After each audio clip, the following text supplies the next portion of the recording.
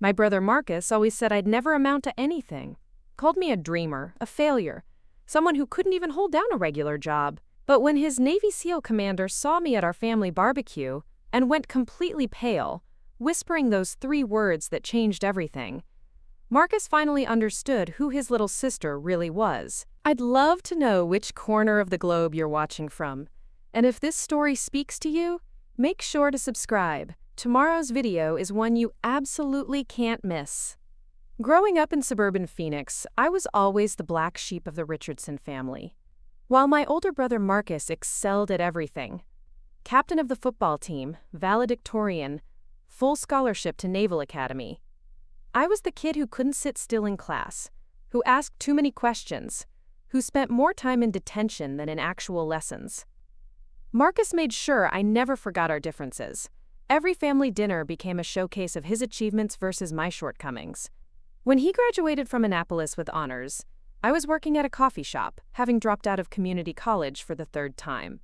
When he completed Bud/S training and earned his trident, I was bouncing between odd jobs: bartender, dog walker, freelance graphic designer. "Samantha, you're 25 years old," he'd say during his rare visits home, adjusting his dress uniform in our hallway mirror. "When are you going to get serious about life? When are you going to stop being a nobody?" Our parents tried to mediate, but deep down I knew they agreed with him. Marcus was their success story, the decorated Navy SEAL who served his country with distinction. I was their question mark, the daughter who seemed to drift through life without purpose or direction. What Marcus didn't know was that my seemingly random career changes weren't failures at all. Each job, each experience, each skill I picked up was carefully calculated. The bartending taught me how to read people, how to notice the subtle tells that revealed when someone was lying or nervous. The graphic design work sharpened my eye for detail and gave me proficiency with technology that most people my age lacked. The dog walking?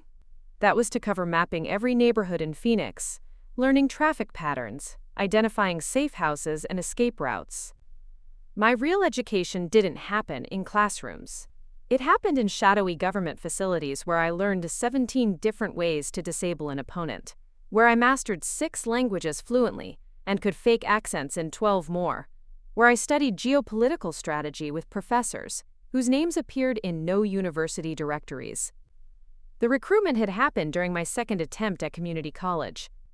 I was 19, sitting in a criminology class that I'd only taken because it fit my work schedule, when a woman in an unremarkable gray suit approached me after a lecture on international terrorism. "Ms. Richardson," she'd said, extending a business card with nothing but a phone number, "my name is Director Walsh. I represent certain government interests that might benefit from someone with your particular combination of intelligence and unconventional thinking patterns." I stared at the card, then at her. "You want to recruit the college dropout?" "I want to recruit the young woman who scored in the 99th percentile on every aptitude test she's ever taken, who taught herself 4 programming languages by age 16, and who has an eidetic memory she's been hiding since childhood because she learned early that being too smart made people uncomfortable." She'd done her homework, the standardized tests I'd deliberately bombed in high school to avoid standing out, the complex coding projects I'd completed under pseudonyms, the way I could recall conversations word for word from years ago, but pretended to have a terrible memory to blend in. "What makes you think I'd be interested?" I'd asked. Director Walsh had smiled.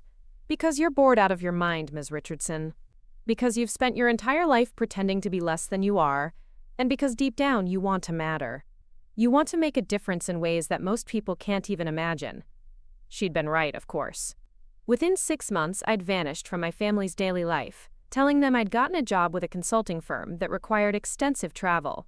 It wasn't entirely a lie. I did consult, just not in the way they imagined. My first assignment was infiltrating a human trafficking ring operating out of Tucson. I spent 4 months as a cocktail waitress in a club that served as a front, gathering intelligence and building trust until we could dismantle the entire operation and save 37 victims. The second assignment took me to Eastern Europe, where I posed as a graduate student researching Balkan history while actually tracking down war criminals who'd been living under assumed identities for decades. By my 3rd year in the program, I wasn't just an operative. I was designing operations, training new recruits, and advising on matters of national security that would keep most people awake at night. The irony wasn't lost on me. While Marcus was conducting training exercises and occasional overseas deployments, I was preventing international incidents, dismantling terrorist cells, and working on cases that would never see the light of day in any newspaper or official record. But to my family, I was still just Samantha, who couldn't hold down a real job, who lived in a modest apartment and drove a 10-year-old Honda Civic. They couldn't know about the offshore accounts, the safe houses, the diplomatic immunity, or the fact that my consulting work had me briefing senators and cabinet members on threats they couldn't discuss even with their spouses. Marcus especially couldn't know. His worldview was built on clear hierarchies, defined structures, and visible achievements. In his mind, military service was the highest form of patriotism, and anything else was just civilian life. Useful, perhaps, but fundamentally less important than what warriors did.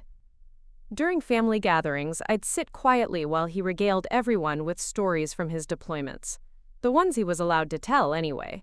He'd describe operations in Afghanistan, training exercises in Germany, joint missions with other NATO forces. All impressive, all important work. What he didn't realize was that I'd read the classified reports from those same operations. I'd seen the intelligence briefings that preceded his missions, knew about the diplomatic negotiations that happened behind the scenes, understood the broader strategic context that even Marcus's commanding officers weren't fully aware of. But I played my part. I asked questions like a curious civilian sister. I expressed appropriate admiration for his service. I never let slip that I probably knew more about his unit's activities than he did. The hardest part wasn't maintaining my cover with Marcus. It was watching him look at me with that mixture of pity and disappointment, knowing I could never explain why his perception was so completely wrong. "When are you going to get serious about your life?" cut deeper because I was probably more serious about life and death matters than anyone else in our family. Still, the sacrifice felt worth it. The work mattered in ways that most people would never understand. Every terrorist plot we stopped, every trafficking ring we dismantled, every international crisis we prevented from escalating, these were victories that would never be celebrated publicly, but they kept people safe. They kept the world spinning on its axis. And if the price for that was letting my big brother think I was a failure, so be it. Some secrets were worth keeping, even when they hurt. The turning point came on a sweltering Saturday in July. Our parents were celebrating their 30th wedding anniversary with a backyard barbecue, and Marcus had managed to get leave from his current assignment at Naval Special Warfare Command in Coronado. He'd arrived the night before with 3 of his teammates, guys he'd served with for years and trusted with his life. I'd been in town for what my family thought was a rare break from my consulting travels. In reality, I'd just returned from a 6-week operation in Southeast Asia that had successfully prevented a major arms deal between North Korean operatives and a militant group planning attacks on American embassies. The mission had ended with a firefight in a Bangkok warehouse that left me with a healing bullet graze on my shoulder and a profound need for my mother's potato salad. Marcus's teammates were exactly what you'd expect from elite operators: confident, alert, and carrying themselves with that particular brand of quiet professionalism that comes from having faced death together. There was Lieutenant Jake Morrison, a sniper whose reputation preceded him even in my circles. Petty Officer First Class David Chen, an explosives expert who'd saved Marcus's team during a mission in Syria. And then there was their commanding officer, Commander William Hayes. Hayes was different from the others. While Morrison and Chen were clearly operators, Hayes had the bearing of someone who'd moved beyond pure tactical work into strategic planning. He was older, probably early 40s, with gray threading through his dark hair and the kind of observant eyes that missed nothing. Even at a casual family barbecue, he positioned himself where he could see all the entrances, and I noticed how his gaze swept the neighborhood with practiced efficiency. What I didn't expect was the way he kept looking at me.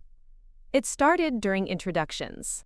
Marcus had presented me with his usual apologetic tone. "This is my sister Samantha. She's in consulting, travels a lot for work." The dismissive shrug that followed was so familiar I barely registered it anymore. But Hayes had studied my face with an intensity that made me uncomfortable. It wasn't the casual interest of someone meeting a teammate's family member. It was the focused attention of someone trying to solve a puzzle.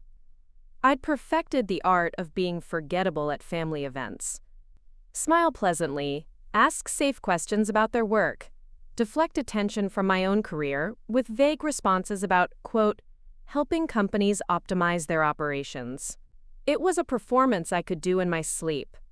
Hayes wasn't buying it. During lunch, while Marcus regaled everyone with a story about a training exercise gone wrong, I caught Hayes watching me again. This time, when our eyes met, he didn't look away. Instead, he tilted his head slightly, and I saw recognition flicker across his features. My blood ran cold. In my line of work, being recognized was potentially catastrophic.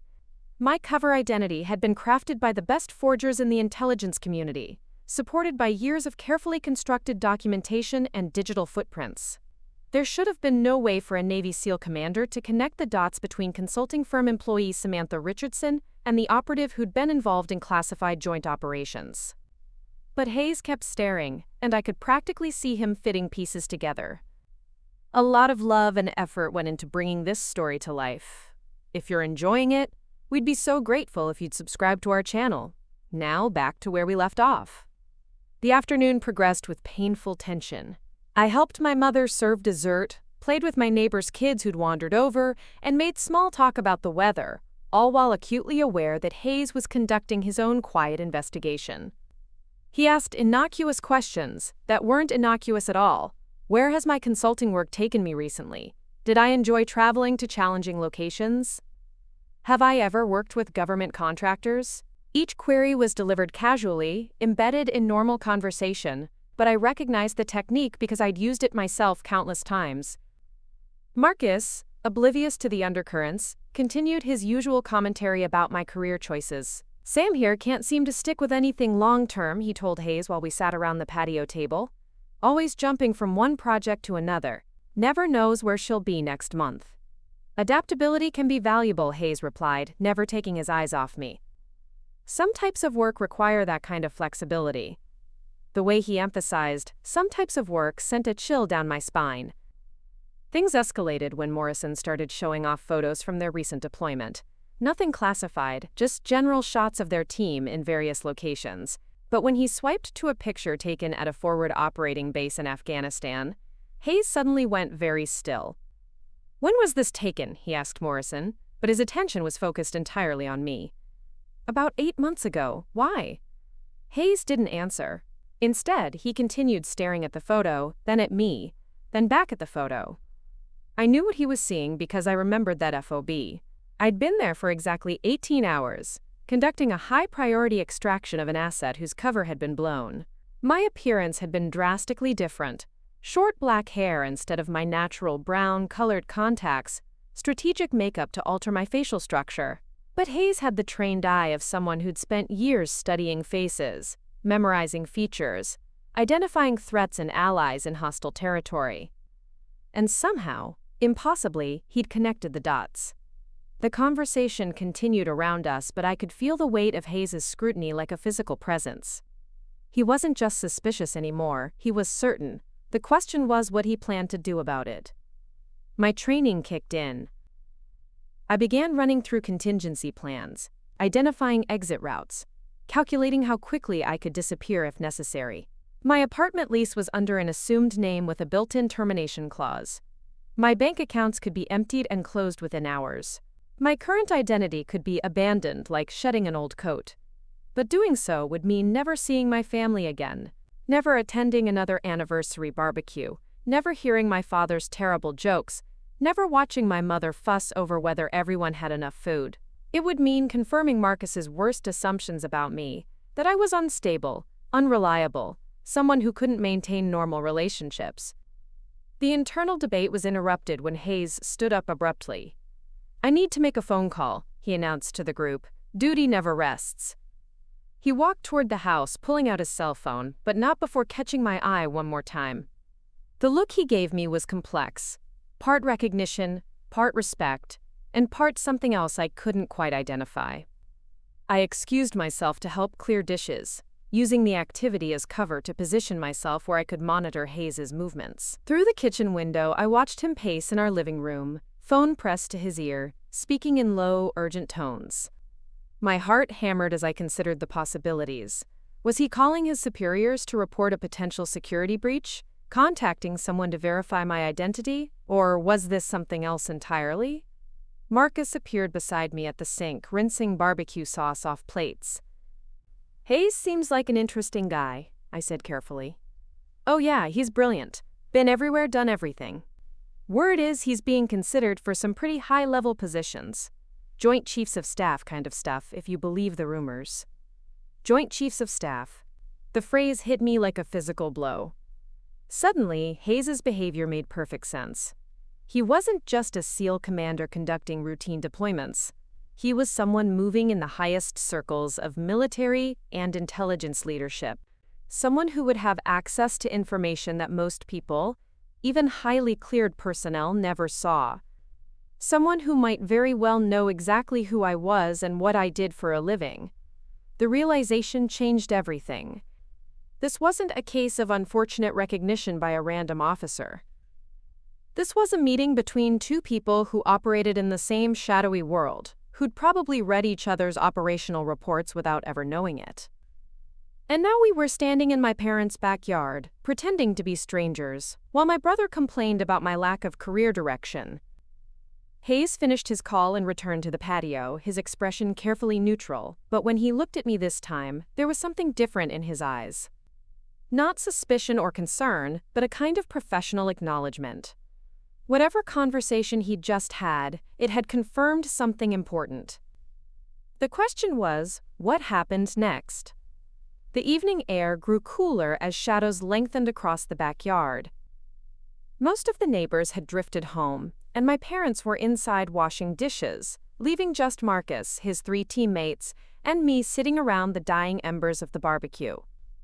Hayes had been unusually quiet since his phone call, contributing little to the conversation but watching everything with those calculating eyes. Morrison and Chen were deep in a debate about the best dive bars near their base, while Marcus pontificated about military readiness and budget allocations, topics he knew just enough about to sound authoritative to civilians. I was collecting empty beer bottles when Hayes finally made his move. Samantha, he said, his voice cutting through Marcus's monologue about naval procurement inefficiencies. What do you think about current geopolitical tensions in the South China Sea? The question landed like a grenade in casual conversation. Morrison and Chen stopped talking. Marcus looked confused. Why would his nobody's sister have opinions about international maritime disputes? But I recognized the test for what it was. Hayes wasn't making small talk. He was probing, seeing how I'd respond to a question that any genuine consultant would deflect or answer in generalities, but that someone in my actual line of work would have detailed current intelligence about. It's complicated, I said carefully, buying time to decide how much to reveal. The artificial island construction has definitely escalated tensions, but the real issue is freedom of navigation versus territorial claims. Both sides have valid concerns about trade route security. Hayes leaned forward slightly. What's your take on the recent submarine incidents? Submarine incidents. He was referring to classified encounters that hadn't made public news. Chinese subs shadowing American vessels, near misses that could have triggered international crises if they'd gone wrong. Information that wouldn't be available to any civilian consultant, no matter how well connected. Marcus was looking between us with growing bewilderment. What submarine incidents? I haven't heard anything about. It's probably not something that made mainstream news, I interrupted, shooting Hayes a warning look. But he wasn't backing down. No, it wouldn't be, he agreed. That kind of information stays pretty tightly controlled. Limited distribution. Eyes-only briefings for people with very specific clearance levels. The air between us crackled with unspoken communication. He was pushing harder, forcing me toward a choice. Blow my cover to demonstrate knowledge I shouldn't have, or play dumb and let him think I was exactly what I appeared to be. But there was a third option. Call his bluff. Commander Hayes, I said, meeting his stare directly. Are you asking me about classified information at my parents' anniversary party? The temperature around the patio table seemed to drop 10 degrees. Morrison and Chen straightened in their chairs, suddenly alert to undercurrents they didn't understand. Marcus looked like he'd been slapped. Sam, what the hell? He said. Why would you think? Because your commanding officer just asked me about submarine encounters that haven't been reported in any open-source intelligence, I replied, never breaking eye contact with Hayes, which suggests either he's testing my knowledge of classified information or he's forgotten that operational security doesn't stop at family barbecues. Hayes smiled. The first genuine expression I'd seen from him all day. It wasn't a friendly smile, but it was respectful. The smile of one professional acknowledging another. Interesting perspective, he said. Most consultants wouldn't recognize the classification implications of that question. Most consultants wouldn't be asked about it in the first place. Marcus was staring at me like I'd grown a second head. Sam, how do you even know what classified information looks like? You work for a consulting firm. Before I could answer, Hayes stood up. Richardson, could I speak with you privately for a moment? It wasn't really a request. Morrison and Chen were watching us with the sharp attention of operators who'd recognized that something significant was happening, even if they didn't understand what. Marcus just looked confused and slightly angry, as if I'd embarrassed him by pretending to know more than I did. I followed Hayes to the far end of the yard, near my mother's rose garden, where we couldn't be overheard. He turned to face me, and for the first time since the introductions, his military bearing relaxed slightly. Agent Richardson, he said quietly. Hearing my actual title spoken aloud in my parents' backyard was surreal. I'd spent years training myself not to react to that name in civilian settings, but Hayes's calm certainty that he had it right was more unnerving than if he'd shouted accusations. I think you have me confused with someone else, I said automatically. No, I don't. He pulled out his phone, swiped to a photo, and held it up. It was a classified briefing document, the kind that existed only in secure facilities and was never supposed to leave them. This is from an operational debrief 6 months ago. Hostage extraction in Bangkok. The asset who executed the mission was identified only as Agent Richardson, but there was a surveillance photo. I looked at the image on his screen. It was me, taken from a distance by a security camera, but the resolution was good enough to make identification possible for someone who knew what to look for. The woman in this photo, Hayes continued, successfully infiltrated a human trafficking operation, eliminated 4 hostiles, and extracted 2 American citizens who were scheduled for execution within hours. The operation was classified at levels that most people in my position never see. My mouth went dry. And you have access to this information because? Because I've been briefed on joint operations between SEAL teams and other agencies. Because some of my missions have been planned using intelligence gathered by operatives whose names I don't know but whose work keeps my people alive. He pocketed the phone and stepped closer, lowering his voice even further. Because 3 weeks ago, I was read into a new position that gives me oversight of interagency cooperation at levels that didn't exist in my previous role. And because part of that briefing included a list of assets whose operational security is considered critical to national interests. The pieces clicked into place with devastating clarity. Hayes wasn't just being considered for Joint Chiefs positions. He'd already been selected for something that put him in direct command of authority over people like me. Agent Richardson, he said, and this time there was no mistaking the respect in his voice. I believe we're going to be working together very soon. From across the yard, Marcus called out with forced joviality, Hey, you two! What's so important that you can't discuss it with the rest of us? Hayes and I looked at each other, sharing a moment of perfect understanding about the impossible situation we were in. He was my family's guest, here to celebrate my parents' anniversary. I was the sister who couldn't hold down a real job. And somehow we'd just discovered that we were colleagues in the most classified corners of American national security. Just getting some career advice, I called back, the irony of the statement not lost on either of us. From a Navy SEAL? Marcus laughed. Sam, I hate to break it to you, but military experience probably won't help much in the consulting world. Hayes turned toward the patio, and I saw something shift in his expression. The professional courtesy he'd shown me was being replaced by something harder. The look of someone who'd just realized exactly how wrong an assumption could be. Actually, Marcus, he said, loud enough for everyone to hear, your sister and I have more in common professionally than you might think. I grabbed his arm, trying to stop him from saying something that would blow years of carefully constructed cover.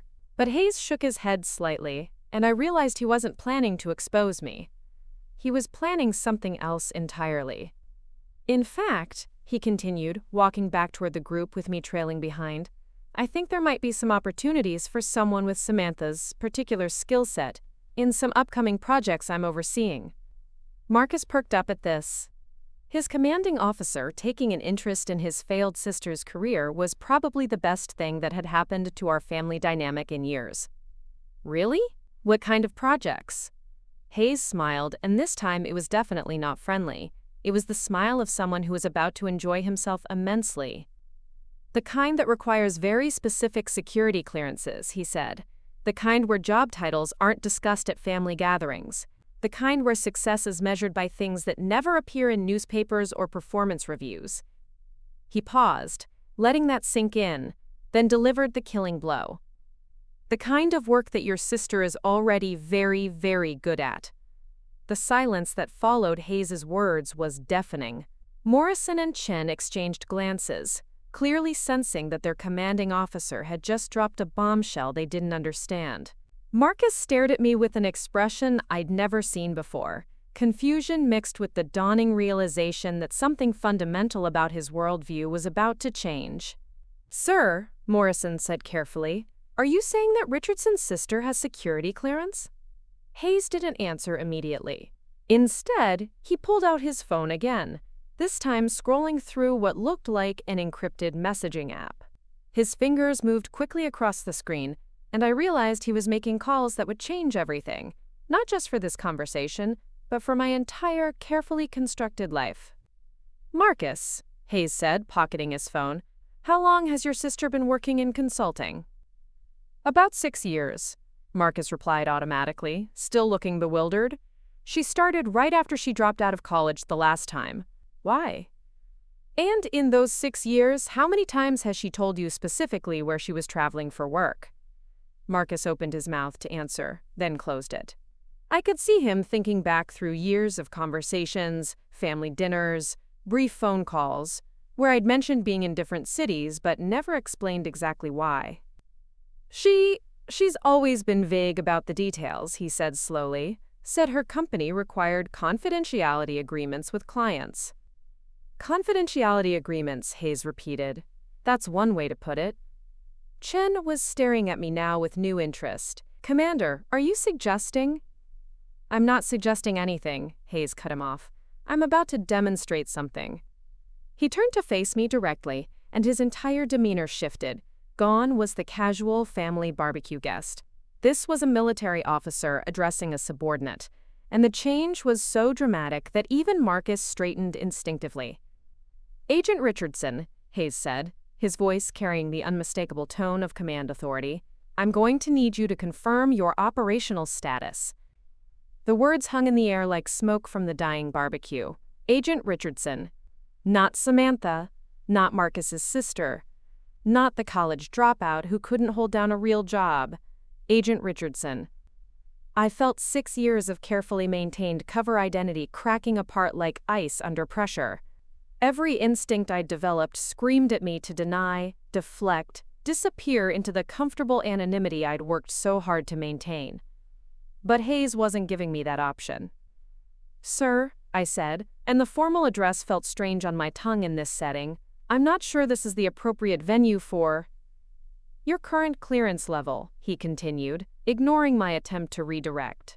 And your operational specialty. Morrison and Chen were sitting forward now, completely focused on our exchange. Marcus looked like he was watching a movie in a foreign language without subtitles. Hayes was forcing a choice I'd never wanted to make. Maintain my cover and disobey a direct order from someone who was apparently my superior officer, or blow 6 years of careful deception in front of my family. But then I looked at Marcus. Really looked at him. He was staring at me with an expression I'd never seen before. Not the usual disappointed condescension, not the familiar impatience with my lack of direction. He looked scared. Scared that everything he thought he knew about his little sister was wrong. TSSCI with special access programs, I said quietly. Psychological operations and deep cover infiltration. The words fell into silence so complete I could hear a dog barking 3 houses away. And your current assignment status? Hayes pressed. Active duty. Reporting to Director Walsh, Special Activities Division. Marcus's beer bottle slipped from his fingers and shattered on the patio stones. The sound seemed to break whatever spell had held everyone frozen. "What the fuck, Sam?" he whispered. Hayes held up a hand, stopping whatever response I might have given. "Morrison, Chen," he said, "what you just heard is classified at levels that will end your careers if you discuss it with anyone outside this group. That includes your wives, your bartenders, and your confessors. Are we clear?" Both men nodded, but they were staring at me like I'd just transformed into someone else entirely. Which, in a way, I had. "Marcus," Hayes continued, "your sister holds security clearances that are higher than yours. She's been conducting operations that you will never hear about, in places that don't exist on any official maps, for purposes that serve American interests in ways that most people, including most military personnel, are never allowed to know." My brother shook his head slowly. "That's impossible. She's Sam. She can't even balance her checkbook." "I can balance my checkbook just fine," I said, finding my voice. "I just let you think I couldn't because it fit the cover." "Cover?" Marcus's voice cracked. "What cover? You're my sister." "Yes, I'm your sister, but I'm also someone else, Marcus. I have been for 6 years. Hayes was watching this exchange with professional interest, like he was analyzing the psychological dynamics for a case study, which, knowing what I now understood about his new position, he probably was. "Commander Hayes," I said, with respect, "was this really necessary here, now?" He considered the question seriously. "Agent Richardson, you've been living a compartmentalized existence that's become professionally unsustainable. Your family connections represent both a security risk and a potential asset, depending on how they're managed. This conversation was inevitable. You could have debriefed me privately. You didn't have to." "Actually, I did." He gestured toward Marcus, who was still staring at me like I was a stranger. "Because your brother's unit is being reassigned to joint operations that will require coordination with your people. He was going to find out anyway, probably in a much more complicated operational context." The implications of that statement hit me like a physical blow. Not only was my cover blown, but Marcus and I were going to end up working in the same professional sphere. The brother who'd spent years dismissing me as a failure was about to discover that I outranked most of the people he reported to. "Joint operations?" Marcus managed to ask. "Counter-terrorism, international organized crime, situations that require both direct action capabilities and deep cover intelligence assets." Hayes looked between us. "Situations where SEAL teams and special operations agents need to coordinate very closely." Morrison finally found his voice. "Sir, are you saying that Richardson's sister is some kind of spy?" "I'm saying that Agent Richardson is a highly decorated operative whose work has prevented multiple international incidents, saved American lives on 4 continents, and contributed to national security in ways that justify the very highest levels of operational security." Each word hit Marcus like a physical blow. I watched him process the information and saw the exact moment when years of assumptions collapsed under the weight of reality. "The Bangkok thing," he said suddenly, "that hostage situation 6 months ago, the one where 2 Americans got extracted from a trafficking ring and nobody would say how." Hayes nodded. "Among other operations." "That was Sam?" "That was Agent Richardson." Marcus turned to look at me, and for the first time in years, there was no condescension in his expression, no disappointment, no frustrated big brother concern for my lack of direction. Instead, there was something I'd never seen before: respect. "Jesus Christ, Sam," he breathed. "You're not a nobody, you're—" He trailed off, unable to finish the sentence. "She's someone whose work makes your missions possible," Hayes said. "Someone whose intelligence gathering has kept your team alive in hostile territory more times than you know." The revelation was complete, but its implications were just beginning to sink in. 6 years of carefully maintained deception had been dismantled in minutes, and now we all had to figure out how to move forward with this new reality. Marcus looked at his teammates, then back at me, then at Hayes. "Sir," he said slowly, "exactly what kind of joint operations are we talking about?" Hayes checked his watch before answering Marcus's question about joint operations. The kind that starts Monday morning at 0600 hours, which means we have exactly 36 hours to resolve the security implications of this conversation. The casual mention of an immediate timeline sent a chill through the group. This wasn't theoretical anymore. It was operational reality unfolding in real time. Monday? Chen asked. Sir, we're supposed to report back to Coronado on Tuesday. Change of plans. You're being temporarily reassigned to a joint task force operating out of Quantico. Agent Richardson will be your primary intelligence liaison. I felt the ground shift beneath my feet. Not only was my cover blown, but I was being thrown directly into professional collaboration with my brother's team. 6 years of careful separation between my family life and operational work had just been obliterated. Marcus was processing this information with visible difficulty. Sam's going to be our… what exactly? Your intelligence officer, Hayes said. The person who provides operational briefings, threat assessments, and strategic analysis for your missions. The person whose job it is to keep you alive. Morrison laughed, but it was the uncomfortable laugh of someone trying to process impossible information. Commander, no offense to Richardson's sister, but she looks like she weighs maybe 120 pounds. How is she supposed to? Agent Richardson, Hayes interrupted, would you mind demonstrating your hand-to-hand capabilities? Before I could object, Morrison was already standing up, clearly thinking this was some kind of joke. Look, I don't want to hurt. I moved faster than he could finish the sentence. 3 seconds later, Morrison was face down on the patio, with his arm twisted behind his back, and my knee pressed against his spine. The takedown had been so quick and efficient that Chen was still reaching for his own weapon when I released Morrison and stepped back. Training includes advanced combat techniques from 6 different martial arts disciplines, I said calmly, helping Morrison to his feet. Plus weapons proficiency with everything from improvised explosives to sniper rifles. The physical requirements for my job are actually quite demanding. Morrison rubbed his shoulder, looking at me with new respect and wariness. Jesus, where did you learn to move like that? Classified training facilities that don't appear on any organizational charts. Same places where I learned to speak fluent Mandarin, Arabic, and Russian. Same places where I studied advanced surveillance techniques, psychological manipulation, and how to kill someone with a paperclip. The last detail was an exaggeration. It would take at least 3 paperclips, but the effect on Marcus was exactly what I'd intended. His big brother protective instincts were warring with the realization that his little sister was probably more dangerous than anyone he'd ever served with. This is insane, he said, running his hands through his hair. Sam, how long have you been able to do that? About 2 months after I started the job. The physical training was actually the easy part. The hard part was learning to pretend I couldn't do it when I came home for the holidays. Hayes was nodding approvingly.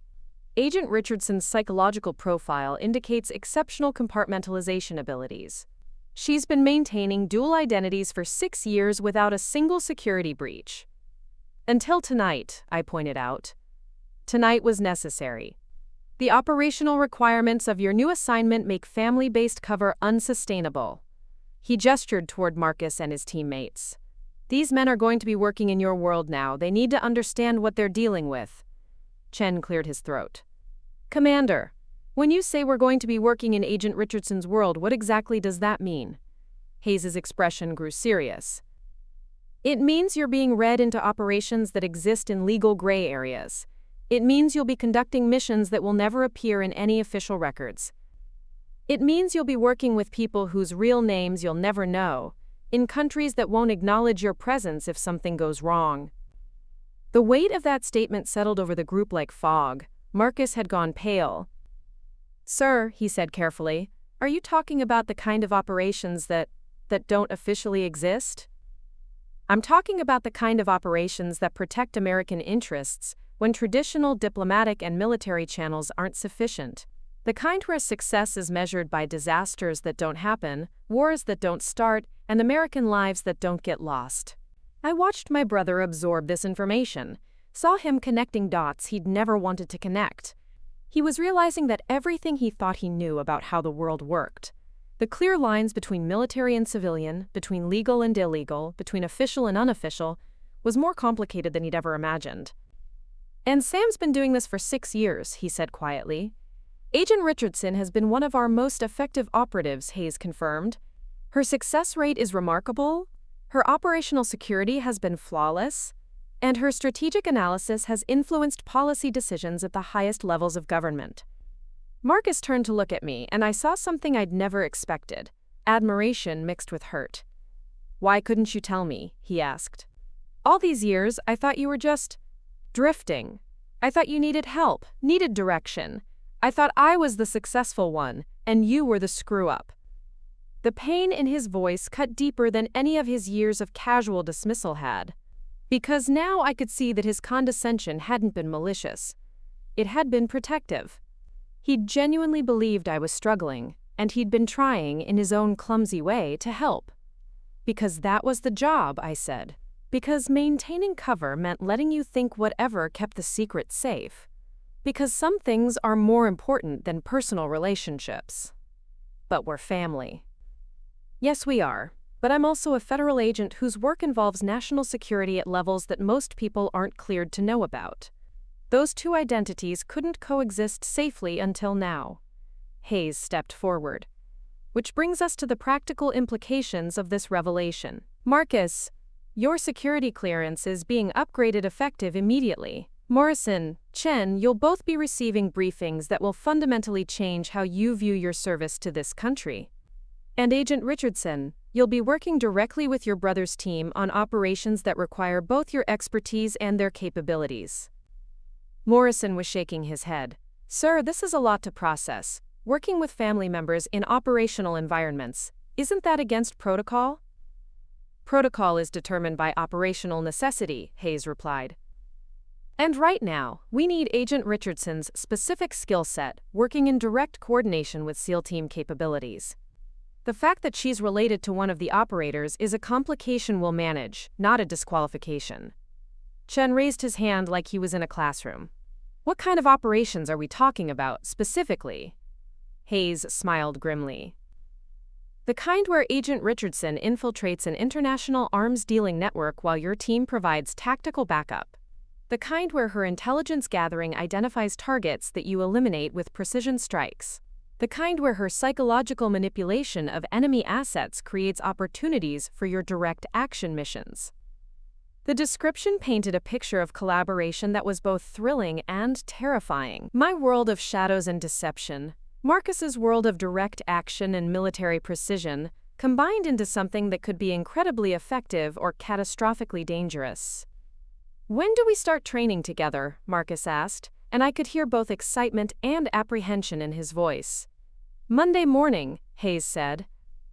0600 hours Quantico. Agent Richardson will brief you on your first joint operation during the drive.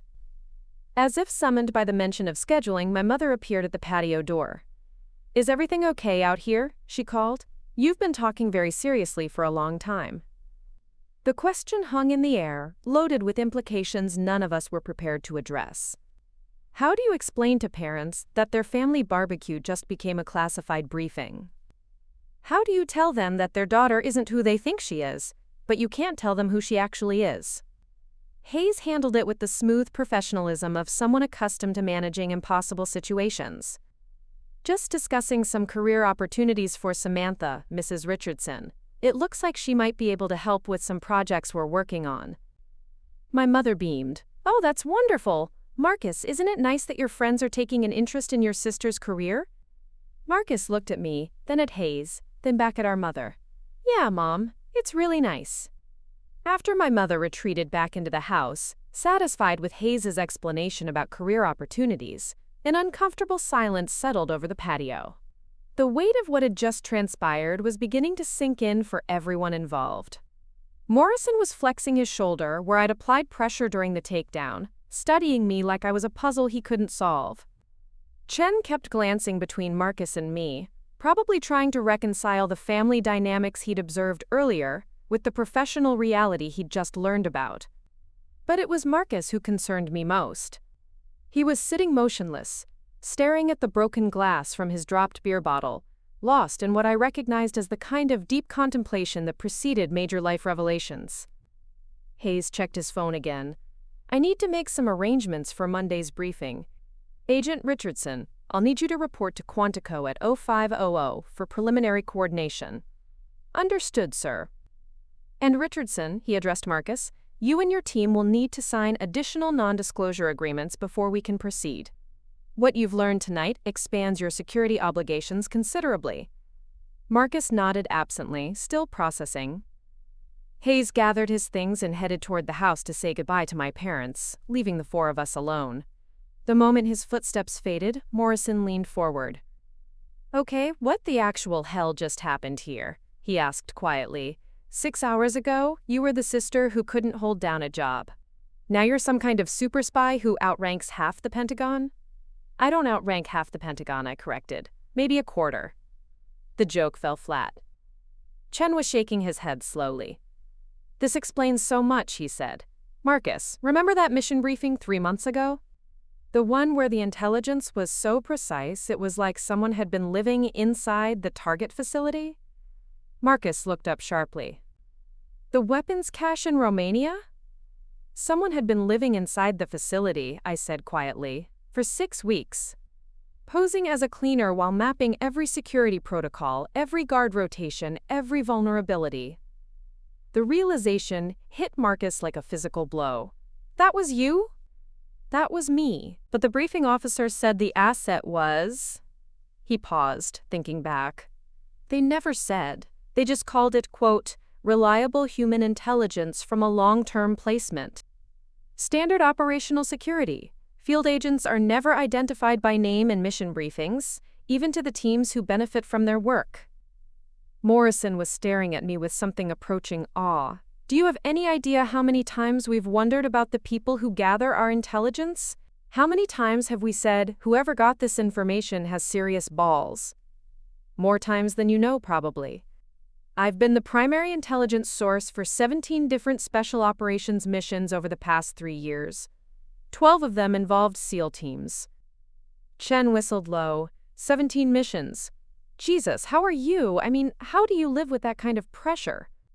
It was a question I'd never been asked directly, and I found myself considering how to answer honestly. You compartmentalize everything, I said finally.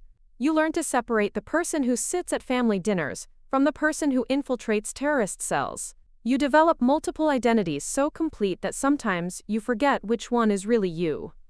Marcus was watching me intently now. Is that what happened? Did you forget which one was really you? The question cut deeper than I'd expected. Because the truth was, after 6 years of living double lives, the boundaries had become blurred in ways that were sometimes frightening. Sometimes, I admitted. Sometimes I'd be sitting here listening to you talk about your deployments, and I'd have to remind myself that I couldn't mention I'd read the classified reports from those same operations. Sometimes I'd catch myself analyzing exit routes and threat assessments at family gatherings, then have to consciously remember to act like a normal person. That sounds exhausting, Morrison said. It was, but it was also necessary. Work matters more than personal comfort. Marcus stood up abruptly and walked to the edge of the patio, looking out over the neighborhood where we'd grown up. When he spoke, his voice was quiet but carried clearly in the evening air. All those times I lectured you about responsibility, about serving something bigger than yourself, about making your life count for something. He turned back to face me. You were already doing all of that. You were serving your country in ways I couldn't even imagine. Different kinds of service, I said carefully. No, Sam, not different. Better, more important. He ran his hands through his hair, a gesture I remembered from childhood when he was frustrated or overwhelmed. Do you know what we call people like you in our briefings? We call you the professionals. The operators who work alone, without backup, without recognition, without any of the support systems that keep us alive. The admission surprised me. I'd never considered how special operations teams viewed intelligence operatives. We have support systems, I said. They're just different from yours. Do you? Chen asked. Because from where I'm sitting, it looks like you've been doing this alone for 6 years. Living a lie with your own family, carrying secrets that could get you killed, pretending to be someone you're not every time you come home. The observation hit harder than I'd expected because it was true. The isolation was one of the most difficult aspects of the work, not just from family, but from any genuine human connection. When your job requires deception as a core skill, forming authentic relationships becomes almost impossible. That's why I was surprised when Hayes forced this conversation, I said. Operational security usually means never mixing family with work, never letting the two worlds touch. But they're touching now, Marcus said, returning to sit across from me. So what does that mean for us, for our family? It was the question I'd been dreading. Because the truth was, I didn't know. The careful balance I'd maintained for 6 years was gone, replaced by something uncharted and potentially dangerous. It means we figure out new rules, I said. It means you learn to live with classified information about your sister. It means I learn to work professionally with my brother. It means we all hope this doesn't destroy everything we've built as a family. Morrison cleared his throat. For what it's worth, having a family in operational environments isn't always a bad thing. Chen's cousin works in intelligence for the Air Force. They've collaborated on joint operations before. How does that work? Marcus asked. Chen considered the question carefully. You learn to separate family relationships from professional obligations. You learn when to be a brother and when to be a teammate.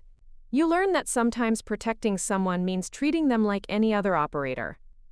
The idea of Marcus treating me like "too appealing and terrifying. Appealing because it meant professional respect and equality. Terrifying because it meant he'd have to accept that my job put me in mortal danger on a regular basis.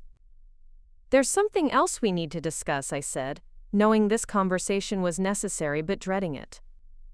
If we're working together, you're going to learn things about my operational history that might be difficult to process. Things that will challenge your ideas about morality, about legal boundaries, about what serves American interests. Marcus met my eyes directly. What kind of things? The kind where the mission requires actions that can't be justified in congressional hearings. The kind where saving American lives means making choices that keep me awake at night. The kind where serving your country sometimes means doing things that would horrify the people you're protecting. The weight of that admission settled over all of us. This wasn't just about family dynamics or professional collaboration. This was about Marcus learning that his sister's job required her to operate in moral gray areas that most people never had to navigate. Sam, he said quietly, are you okay? I mean really okay, because what you're describing sounds like it would break most people. It was the first time in years that he'd asked about my well-being without judgment or condescension. The genuine concern in his voice almost undid me. I'm functional, I said. Whether that's the same as okay is a question I don't have time to answer. Hayes reappeared from the house, having completed his farewells to our parents. Ready to go, gentlemen? We have an early morning ahead of us. As Morrison and Chen stood to leave, Morrison turned back to me. Agent Richardson, I just want to say, what you did tonight, letting us see who you really are, trusting us with this information, that took guts. Actually, I said, I didn't have much choice. Your commanding officer is very persuasive. Still, Chen added, we won't let you down. Whatever we're walking into on Monday, you can count on us. The promise carried weight that went beyond professional courtesy. These men were offering to trust me with their lives, just as I'd been trusting them with my secrets. After they left, Marcus and I sat alone in the gathering darkness, both of us trying to process how fundamentally our relationship had just changed. So, he said finally, Monday morning we become colleagues. Monday morning you meet Agent Richardson, I corrected. She's a little different from your sister Sam. Marcus smiled, the first genuine smile I'd seen from him all evening. I'm looking forward to meeting her. Monday morning arrived with the kind of crisp autumn air that made everything feel sharper, more immediate. I stood in the Quantico briefing room at 0545, reviewing classified files while waiting for Marcus and his team to arrive. The familiar weight of my service weapon felt different today. Not because anything had changed about the job, but because for the first time in 6 years, the people I'd be working with knew exactly who I was. Agent Richardson was fully present now, no longer hiding behind the carefully crafted persona of directionless Sam Richardson. The transformation was more than just psychological. My posture was different, My voice carried authority, and every movement reflected years of tactical training that I'd spent so long concealing. Hayes entered first, carrying coffee and a tablet loaded with operational details. "Agent Richardson, how are you feeling about today's exercise?" "Ready, sir." The target profile is straightforward, and the tactical requirements align well with SEAL capabilities. "And working with your brother's team?" I considered the question carefully. Unknown variable but manageable. Their operational competence is established, and personal relationships can be compartmentalized if necessary. Hayes nodded approvingly. "That's the response I was hoping for. Remember, from this moment forward, you're their intelligence officer first, Marcus's sister second. The mission takes priority over family dynamics." "Understood." The door opened, and Marcus entered with Morrison and Chen, all of them in tactical gear and carrying the alert readiness that came from years of high-stakes operations. But when Marcus really saw me for the first time as Agent Richardson, rather than his scattered sister, he stopped short. The difference was immediately apparent to all of them. Gone was the casual, slightly defensive body language they'd observed at family gatherings. In its place was the controlled precision of someone accustomed to life-or-death decision-making. I was wearing tactical clothing that fit properly, revealing the athletic build I'd always hidden under loose sweaters and baggy jeans. My hair was pulled back in a functional style, and my expression carried the focused intensity that came with operational responsibility. "Jesus," Morrison whispered, "you look completely different." "This is who I am when I'm working," I said simply. "Agent Richardson, your intelligence officer for this operation. Good morning, gentlemen." Chen was staring at me with new respect. "Good morning, ma'am." The formal address caught Marcus off guard. He'd never heard anyone call his little sister ma'am in a professional context, and I could see him processing the shift in dynamics. "The target is a warehouse facility in Baltimore," I began, activating the briefing display. "Intelligence indicates it's being used as a distribution point for weapons trafficking between Eastern European suppliers and domestic criminal organizations." As I walked them through the operational details, floor plans, security protocols, guard rotations, escape routes, I watched Marcus's expression change. This wasn't his sister pretending to know about military matters. This was a professional briefing from someone who clearly understood operational planning at a level that matched or exceeded his own experience.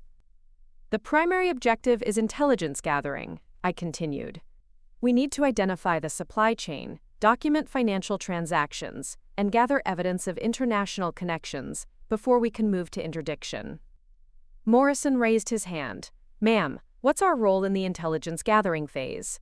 "Perimeter security and extraction backup. I'll be going in alone to plant surveillance equipment and download computer files. Your job is to ensure I can get out alive if things go wrong." Marcus frowned. "Alone? Shouldn't we?" "Richardson," Hayes interrupted, using Marcus's last name deliberately. "Agent Richardson has successfully completed 43 solo infiltration missions without requiring extraction assistance. Her methods are proven effective." The correction was pointed out. Hayes was establishing that in this room, Marcus was an operator taking orders, not a big brother offering protection. "Copy that, sir," Marcus said, but I could see the struggle in his expression. Professional acceptance warring with familial protective instincts. The briefing continued for another hour, covering contingencies, communication protocols, and rules of engagement. Throughout it all, Marcus watched me demonstrate expertise in areas he'd never imagined. I understood tactical planning, threat assessment, weapons deployment, psychological profiling. When we moved to the equipment room, the transformation became even more apparent. I selected gear with the practiced efficiency of someone who'd done this hundreds of times. Body armor fitted and adjusted properly. Communication equipment tested and configured. Weapons checked, loaded, and holstered with movements so smooth they looked choreographed. "How long have you been doing this?" Chen asked quietly. 6 years of active operations, but the training started long before that. Morrison was examining the specialized equipment I'd selected. "Some of this stuff I've never even seen before. Different mission requirements call for different tools. Intelligence work requires capabilities that direct action teams don't typically need." As we prepared to deploy, Hayes pulled Marcus aside for a private conversation. I couldn't hear the words, but I could see the commander's gestures, the way he pointed at me, the serious expression on his face. When they finished, Marcus looked shaken but resolute. "What did he tell you?" I asked when Marcus rejoined the group. "That my job today is to follow orders and trust your expertise. That if I let family relationships compromise operational effectiveness, I'll be removed from the team permanently." The bluntness of the warning surprised me, but I understood its necessity. Hayes was establishing clear boundaries between personal and professional relationships, ensuring that Marcus couldn't let protective instincts interfere with mission requirements. The drive to Baltimore was conducted in professional silence, but I could feel Marcus watching me in the rearview mirror, studying this version of his sister like she was a stranger he was trying to understand. The operation itself unfolded exactly as planned.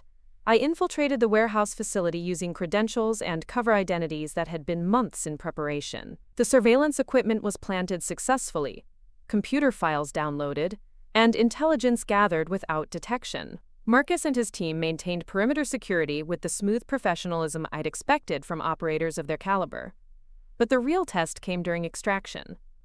As I was preparing to leave the facility, a security patrol arrived 3 hours ahead of schedule, the kind of operational variable that could turn routine intelligence gathering into a firefight. My earpiece crackled with Marcus's voice. "Control, we have unexpected personnel approaching your position, 4 armed individuals, moving with tactical awareness." I was trapped in the warehouse office, downloading the final batch of financial records, while hostile operators moved through the building below. In the old days, this would have been a solo problem, my responsibility to solve alone, whatever the cost. But today, for the first time in my career, I had backup who knew exactly who I was and what I was capable of. "Agent Richardson," Hayes's voice came through the comm system. "What's your assessment?" "Completion of data download requires 4 more minutes. Current position is defensible but offers limited escape routes. Recommend maintaining perimeter while I finish the mission." "Richardson," Marcus's voice cut in, "forget the download. Get out now." There was a moment of silence, then Hayes's authoritative tone. "Richardson, Agent Richardson is the on-site commander for this operation. She makes tactical decisions about mission completion." Another moment of silence then. "Copy that. Agent Richardson, what are your orders?" Hearing my brother defer to my professional judgment, acknowledge my authority in operational matters, was a moment I'd never imagined experiencing.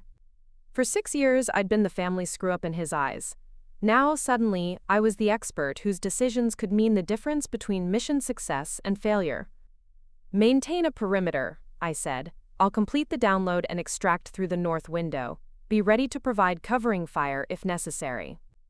The next 4 minutes felt like hours, but the download completed successfully, and I extracted without detection.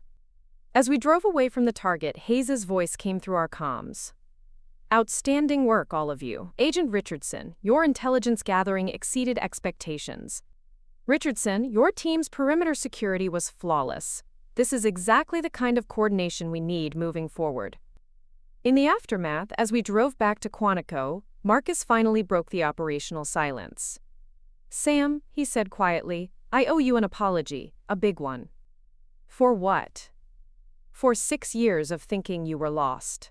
For treating you like you needed saving. Assuming that because I couldn't see what you were doing, it wasn't important." I met his eyes in the rearview mirror. "You couldn't have known." "Maybe not. But I should have trusted that you were capable of making your own choices, building your own life, serving your country in your own way." He paused, then continued with obvious emotion.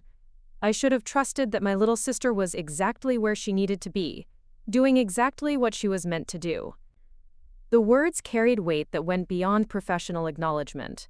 This was Marcus recognizing not just my competence, but my autonomy. Not just my skills, but my choices. "So what happens now?" Morrison asked. "Do we just pretend this conversation never happened when we're off duty?" Hayes answered from the front seat.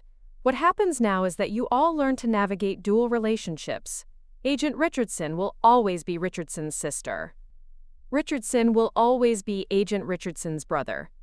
But when you're operational, professional obligations take precedence. When you're family, family obligations take precedence. The key is knowing which situation you're in at any given moment. As we pulled into Quantico, Marcus turned to me one more time. "Hey, Sam?" "Yeah?" "Next family barbecue, I'm going to introduce you as my sister who serves her country with distinction. I'm going to tell everyone how proud I am of the choices you've made and the person you've become." For the first time in 6 years, that introduction would be completely true. "And Marcus?" I said as we prepared to part ways, him returning to his normal duties, me to my shadowy world of classified operations. "Yeah? You were never the only Richardsons serving their country. You were just the only one whose service was visible." He smiled, the same big brother smile I remembered from childhood, but now carrying respect instead of condescension. "I know that now," he said. "I finally know exactly who my little sister is." As I watched him drive away, I realized that for the first time in years, so did I. I was Agent Richardson, a professional operative, serving American interests in ways that most people would never understand. But I was also Sam Richardson, the sister who'd found her own way to make her life count for something. The difference was that now, finally, those two identities could coexist. And my brother understood that they always had. Looking for more? We've got 2 amazing stories ready for you right on screen. If this one touched you, these are absolutely worth your time. Click to watch them now. And hey, subscribe and hit that bell to never miss our latest uploads.